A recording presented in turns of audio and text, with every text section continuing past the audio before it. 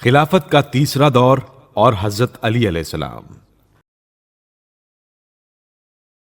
ماہ ذی الحجہ 23 ہجری میں جب حضرت عمر مغیرہ بن شعبہ کے غلام ابو لولو فیروز کے خنجر سے زخمی ہو گئے اور ان کو اپنی زندگی کی کوئی امید نہ رہی تو انہوں نے اپنا جانشین بنانے کے لیے ایک 6 رکنی کمیٹی مقرر کر دی، جس کے ممبران یہ ہیں: حضرت علی علیہ السلام، حضرت عثمان، عبد الرحمن ابن عوف، طلحہ، زبیر، سعد ابن ابی وقاص۔ ان افراد کو پابند کیا گیا کہ اپنے میں سے کسی ایک کو بطور خلیفہ منتخب کر لیں۔ اختلاف کی صورت میں اگر دونوں پارٹیوں میں برابر ممبر ہوں تو اس پارٹی کو ترجیح دی جائے جس میں عبد الرحمن ابن عوف شامل ہوں۔ اگر شورا کا کوئی رکن اکثریت کی بات سے مخالفت کرے تو اس کی گردن اڑا دی جائے۔ اگر شورا 2 گروہ میں تقسیم ہو جائے اور عبد الرحمن کا مد مقابل گروہ ان کی بات نہ مانے تو ان تینوں کو مار دیا جائے، اور اگر شورا کے ارکان 3 دن تک کسی کو خلیفہ انتخاب کرنے میں کامیاب نہ ہوں تو ان سب کی گردن اڑا دی جائے۔ اس میں سیاسی چال یہ تھی کہ عبد الرحمن ابن عوف تو حضرت عثمان کے بہنوئی تھے اور سعد ابن ابی وقاص ان کے چچا زاد بھائی، یہ دونوں تو حضرت عثمان کو ووٹ دیں گے۔ اب اگر طلحہ و زبیر دونوں بھی حضرت علی علیہ السلام کی طرف ہو جاتے ہیں تو دونوں طرف تعداد برابر ہو جاتی ہے، لیکن دوسری طرف عبد الرحمن ابن عوف کے شامل ہونے کی وجہ سے حضرت علی علیہ السلام کو خلافت نہیں مل سکتی۔ بہرحال یہ وہ عجیب و غریب تدبیر تھی جو کسی صورت میں بھی حضرت علی علیہ السلام کے حق میں نہ تھی۔ اس کمیٹی کو قائم کرنے کی ضرورت محض اس لیے پیش آئی تھی کہ کہیں حضرت علی علیہ السلام پر مسلمانوں کا اجماع نہ ہو جائے۔ تعجب ہوتا ہے کہ اسلامی حکومت بہت جلد کرکٹ کی طرح اپنا رنگ بدل رہی تھی۔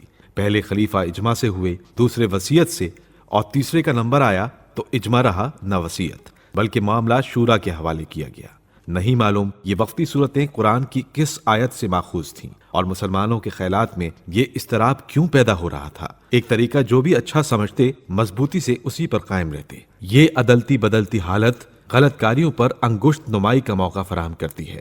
غرض کہ حضرت عمر تو یہ کمیٹی بنا کر دنیا سے رخصت ہوئے اور خلافت کا معاملہ کمیٹی کے ہاتھ میں آیا۔ عبد الرحمن ابن عوف بڑے چلاک آدمی تھے، وہ اپنے آپ کو غیر جانبدار ظاہر کرنے کے لیے دعوی خلافت سے دستبردار ہو گئے۔ زبیر نے کہا میں نے اپنا حق علی کو بخش دیا، طلحہ نے کہا میں نے عثمان کو دے دیا، سعد ابن ابی وقاص نے کہا میں نے عبد الرحمن ابن عوف کو اپنا حق دے دیا۔ عبد الرحمن دستبردار ہو ہی چکا تھا، لہٰذا اب معاملہ صرف حضرت علی علیہ السلام اور حضرت عثمان کے درمیان رہ گیا۔ عبد الرحمن نے ان دونوں سے کہا تم میری رائے پر اس کا فیصلہ چھوڑ دو۔ عثمان تو فوراً راضی ہو گئے، لیکن حضرت علی علیہ السلام اس بات کو نہ مانے۔ اس کے بعد بہت سے قول و قرار ہوئے اور عبد الرحمن نے اس بات پر حلف لیا کہ وہ غیر جانبدارانہ فیصلہ کرے گا۔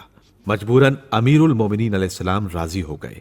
غرض دوسرے روز بحیثیت حکم یہ معاملہ عبد الرحمن ابن عوف کے سامنے پیش ہوا۔ اس نے حضرت علی علیہ السلام سے پوچھا آپ کتاب خدا و سنت رسول صلی اللہ علیہ وآلہ وسلم اور سیرت شیخین کے مطابق عمل کریں گے؟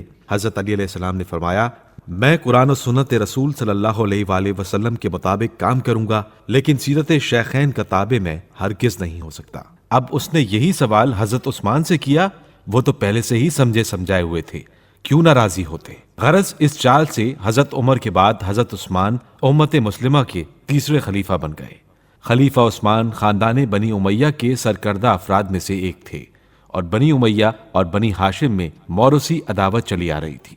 بنی ہاشم کے مقابل اس خاندان کو ہمیشہ ذلتیں اٹھانا پڑی تھیں۔ ابو سفیان اسی خاندان کا آدمی تھا جس نے حضرت رسول خدا صلی اللہ علیہ وآلہ وسلم سے کیسی کیسی لڑائیاں لڑیں۔ ہندہ اسی خاندان کی عورت تھی جس نے حضرت حمزہ کا کلیجہ چبایا۔ معاویہ و یزید اسی خاندان کے چشم و چراغ تھے جن کی بدعمالیوں نے دنیا انسانیت کو شرما دیا۔ غرض کہ بنی امیہ ہمیشہ اس فکر میں رہتے تھے کہ موقع پائیں تو بنی ہاشم کو اسی طرح ذلیل کریں جس طرح ان کے مقابلے میں ہمیں ذلت کا سامنا کرنا پڑا ہے۔ مدت کے بعد ان کی یہ آرزو پوری ہوئی اور حضرت عثمان اسلامی دنیا کے فرمانروا ہو گئے۔